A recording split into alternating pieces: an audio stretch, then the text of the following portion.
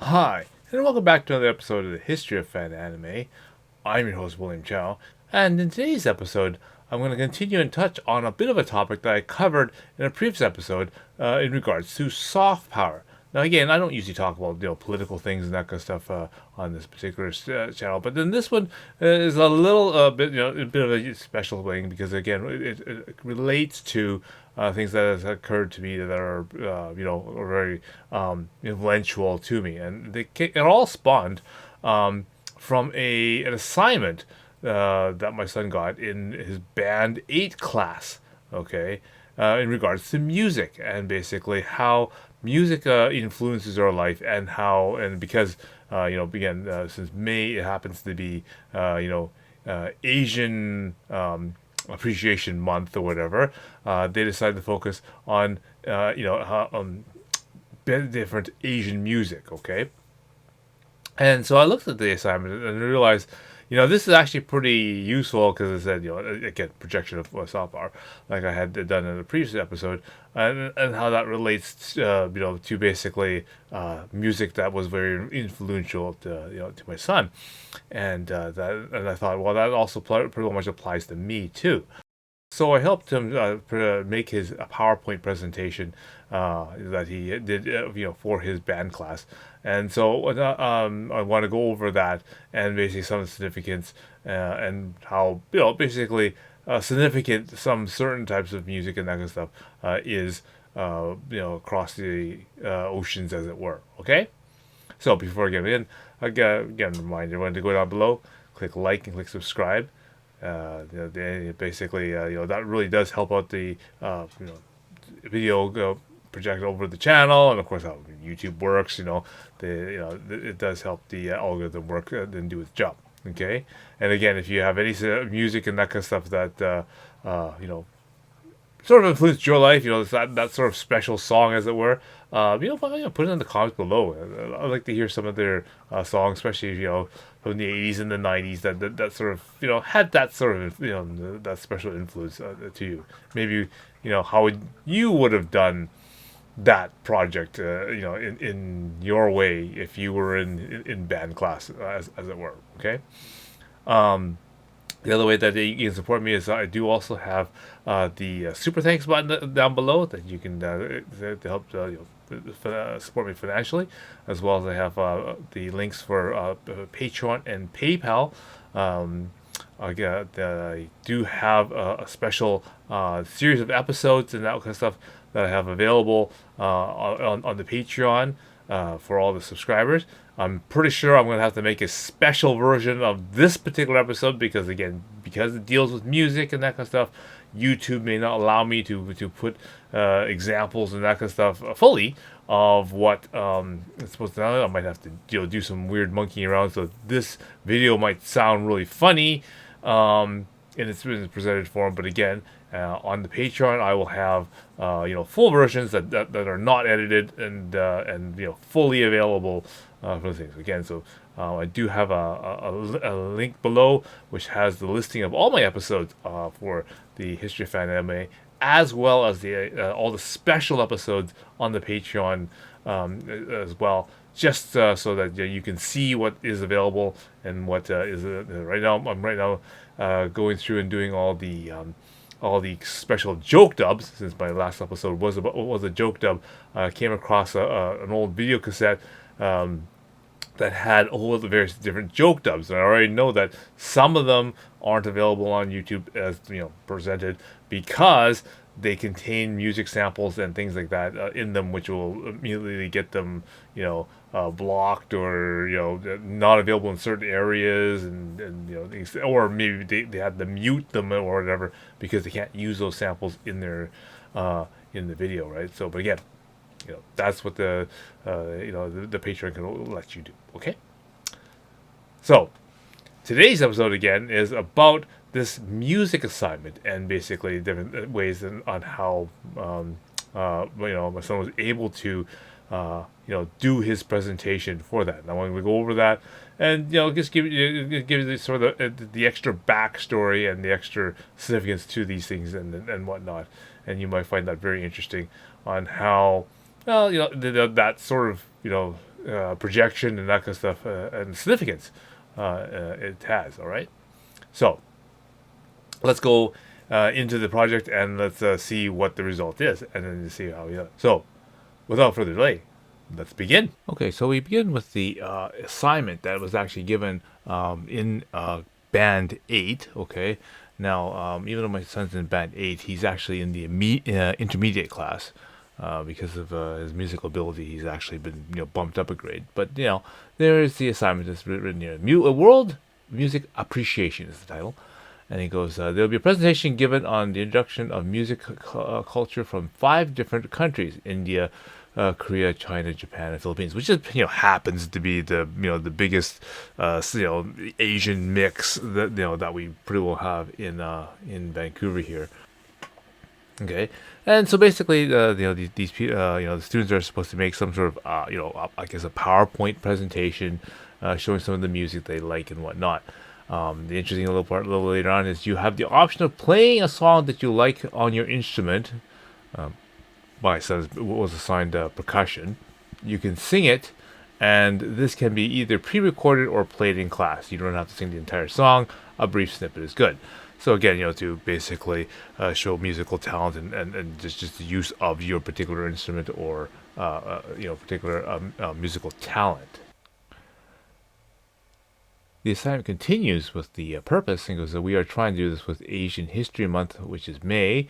Again, because you can see all the different sort of cultures in the Asian community there that are pretty well predominantly having some kind of influence here in North America. So they're exerting some kind of soft power.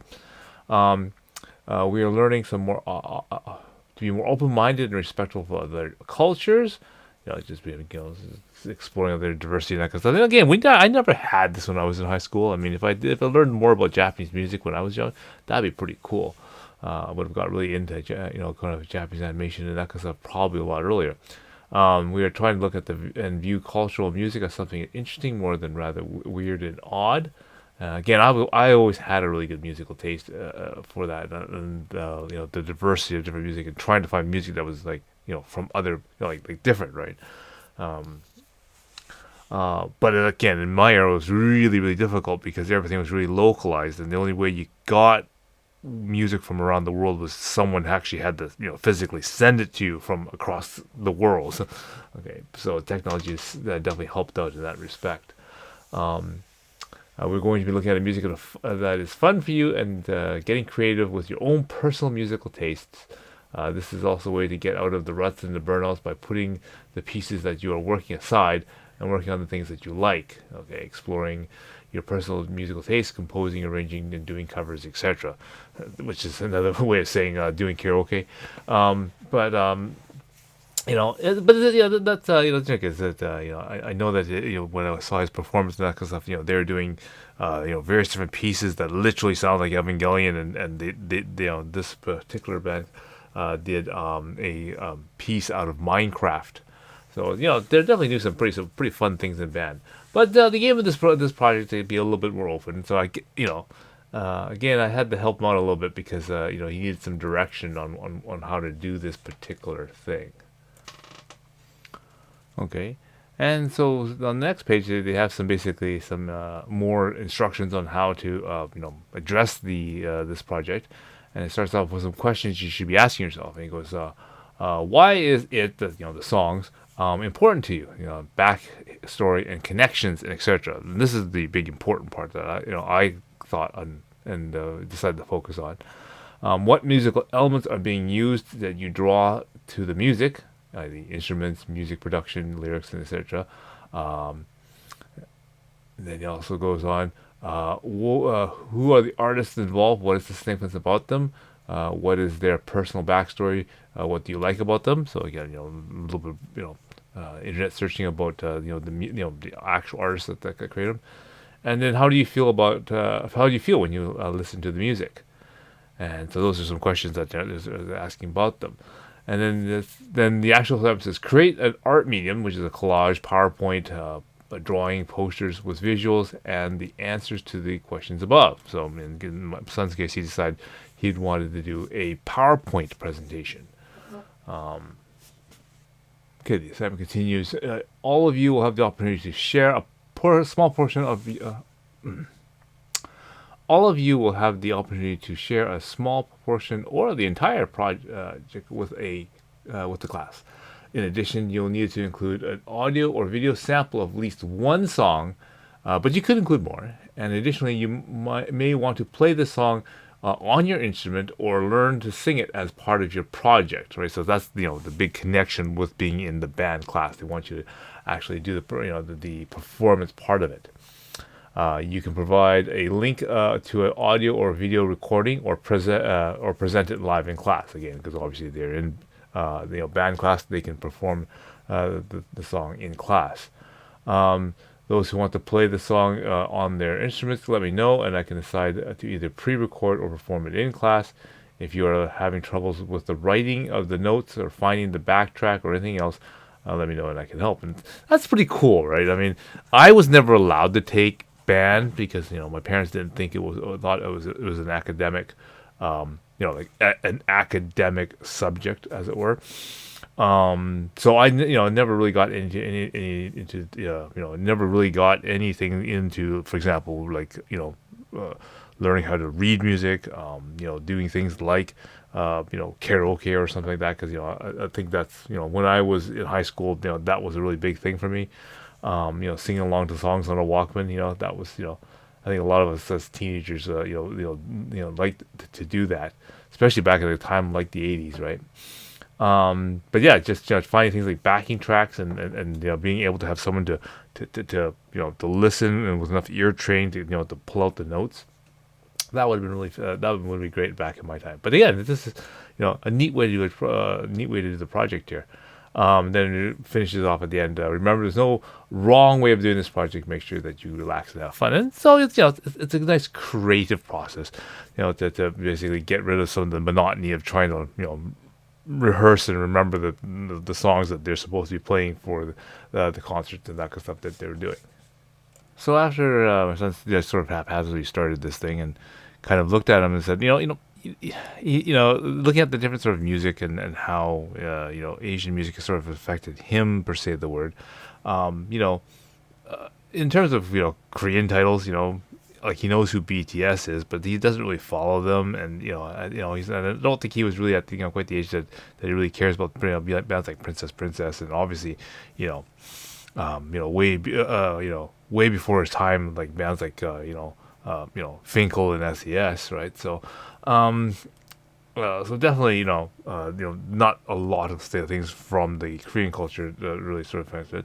Now Japanese, obviously he's into various different types of anime, but the usual things that most kids are into. And again, I didn't want to push any sort of titles onto him until I felt the time was really, really right. Or there's a particular example or thing that that would sort of be relevant.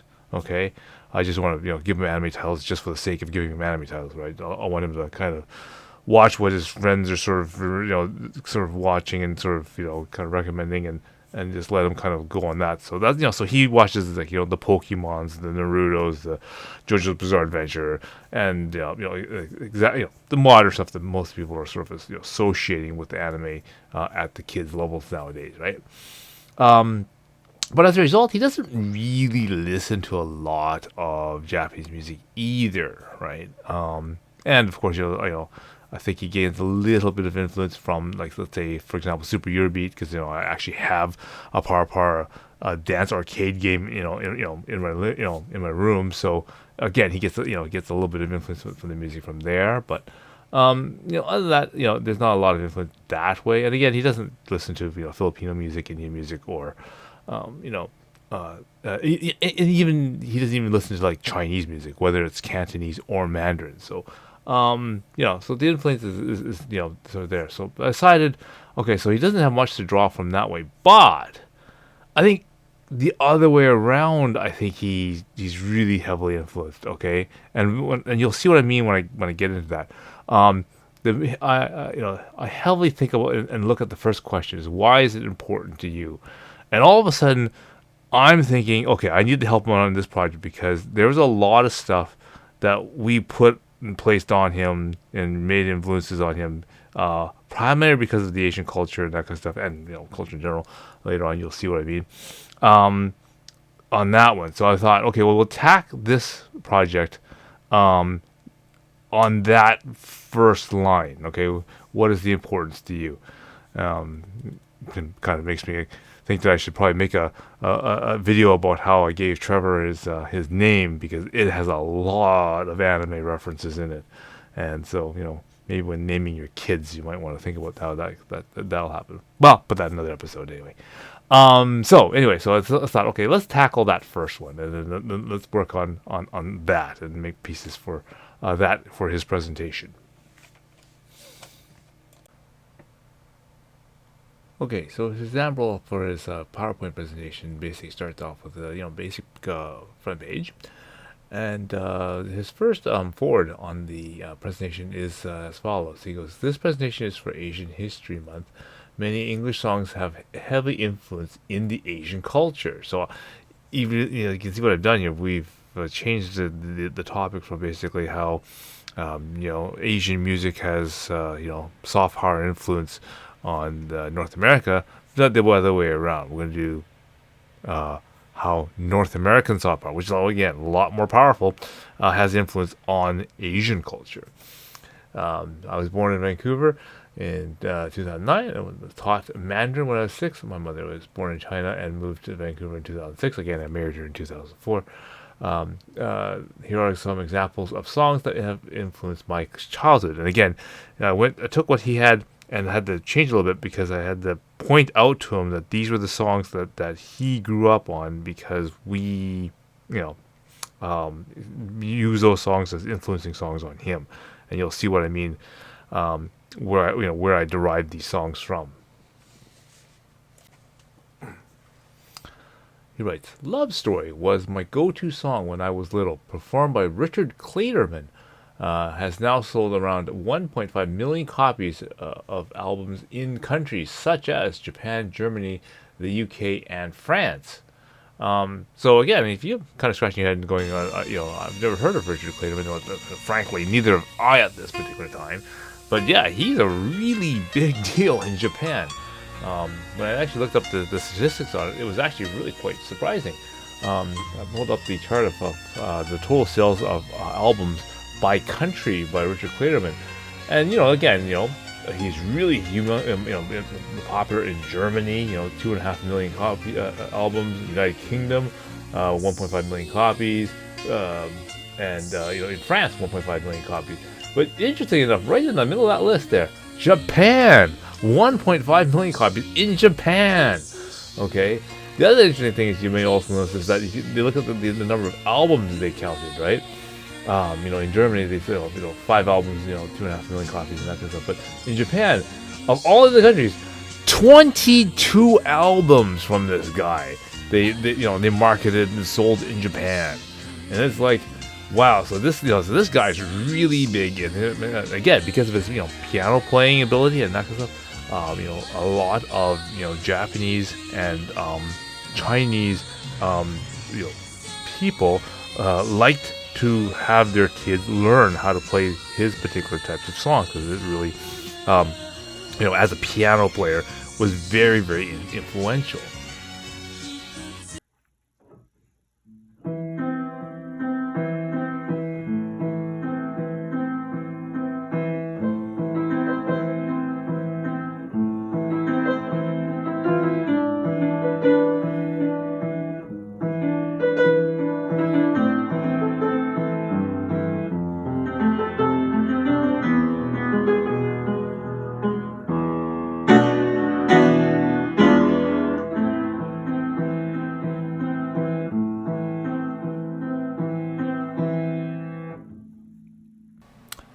The next slide reads, "Right Here Waiting" by Richard Marx is one of the few well-known English songs in China.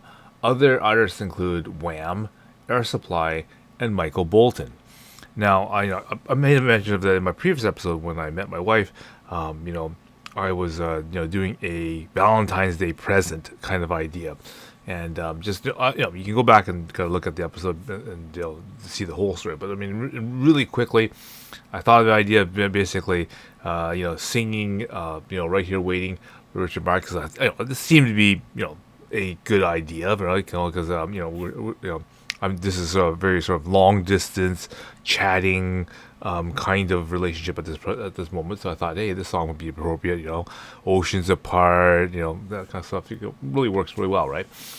And so I did that, and she got so emotional she cried and all that kind of stuff. And then basically, when I actually a year later, flew over to China to meet her for the first time.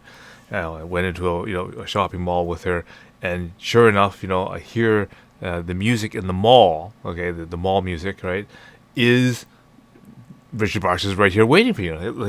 Then and that's sort of how I found out that after visiting multiple music stores and that kind of stuff, there's only a very few sort of a knit of artists and that kind of stuff that if you ask an Asian woman, do they know who, for example, Air Supply is, a lot of them will know who and what particular songs about these particular artists. Again, right here waiting for by Richard Marx. Big famous one is of course "Careless Whispers" by Wham. I'm never gonna dance again.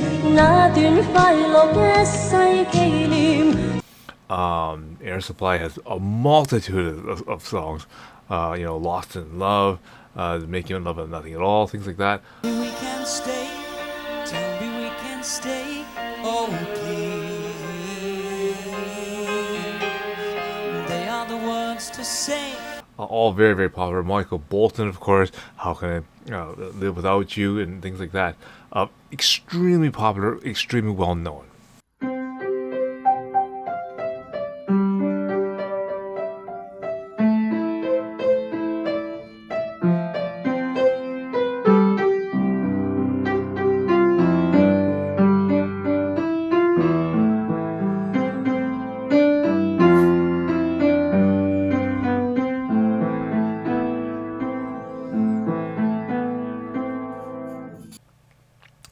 The next frame he writes, "IOU was created in 1983 by Freeze, and the main lyric line are the vowels." And again, I pointed this song out to him because when I made songs and that kind of stuff to help him, for listening and that kind of stuff, but I also wanted to pick songs that were sort of useful for early learning.